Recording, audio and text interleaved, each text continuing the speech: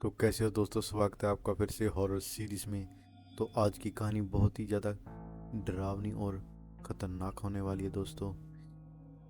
तो ये कहानी को सुनकर आप भी सड़क से कोई भी चीज़ उठाने से झिझकोगे, घबराओगे। तो दोस्तों ये कहानी होने वाली है अनाया नाम की एक लड़की की, जो एक सच्ची घटना पर आधारित कहानी है। शाम ढल चुकी थी। अनाया ऑफिस से लौट रही थी। रोज की तरह उसने अपने कानों में ईयरपोड्स लगा रखे थे। वो रोज घर पे उसी रास्ते से आती थी, पर उस दिन उसने कानों में ईयरपोड्स नहीं लगाए और वो अपने घर को वापस आ रही थी। घर को आते समय वो बहुत अकेला महसूस कर रही थी। सड़क पर कोई नहीं था। रास्ते में उसे एक चीज चमकती हुई दिखी। उसने नज़दीक जाकर देखा तो वो एक बहुत ही पुराना और दिखने में महंगा टोपस लग रहा था।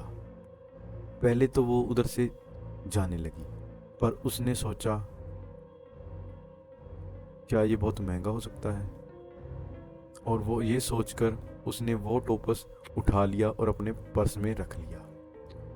उसने सोचा इस टोपस से क्या ही होगा, और वो अपने घर को चली गई। घर पे जाते जाते उसे बहुत समय हो गया था। रात के 10:30 बज चुके थे। कुछ दिन सब कुछ ठीक चलता रहा। कुछ दिन बाद उसने टोपस को बैग से निकाला और धोकर अलमारी में रख दिया। उस दिन से उसके साथ बहुत अजीब होने लगा। रात को उसको डरावने सपने आने लगे, जैसे कोई उसके कमरे में हो, जैसे कोई उसको बुला रहा हो।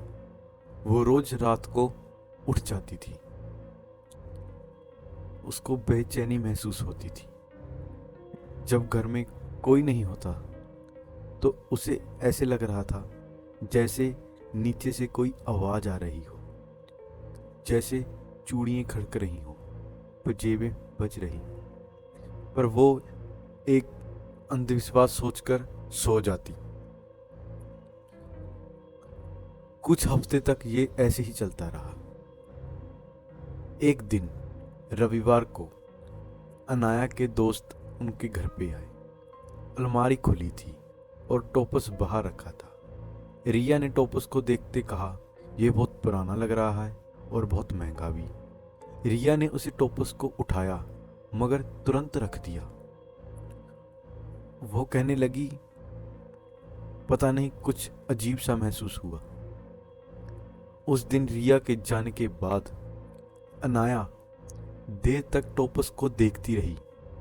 उसके मन में ख्याल आया, क्यों ना इस टोपस को पहन के देखा जाए।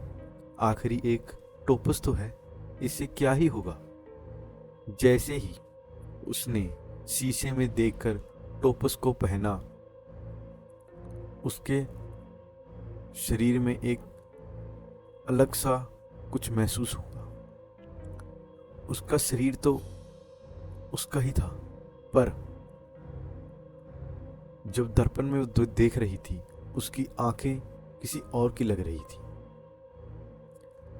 अनाया को लगा जैसे कुछ हुआ, जैसे शरीर में कुछ चेंज हुआ। अगली सुबह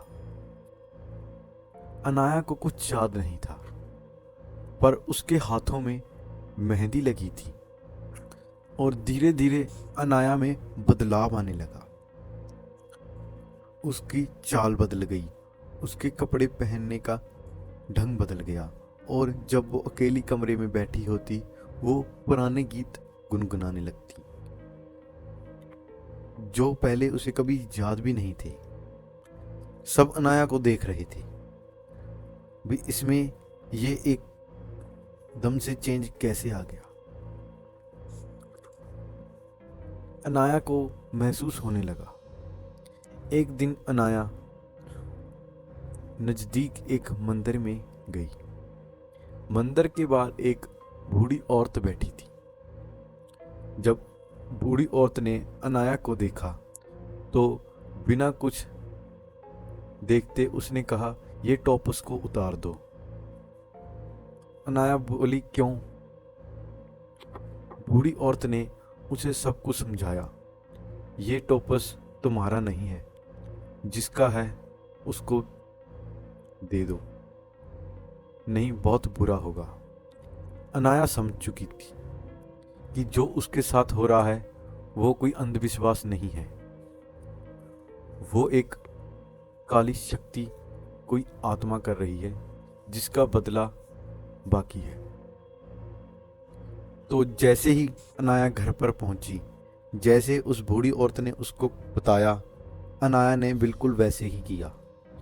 अनाया ने टोपस उतारा और रख दिया, पर बार बार वो टोपस अनाया को अपनी तरफ खींच रहा था।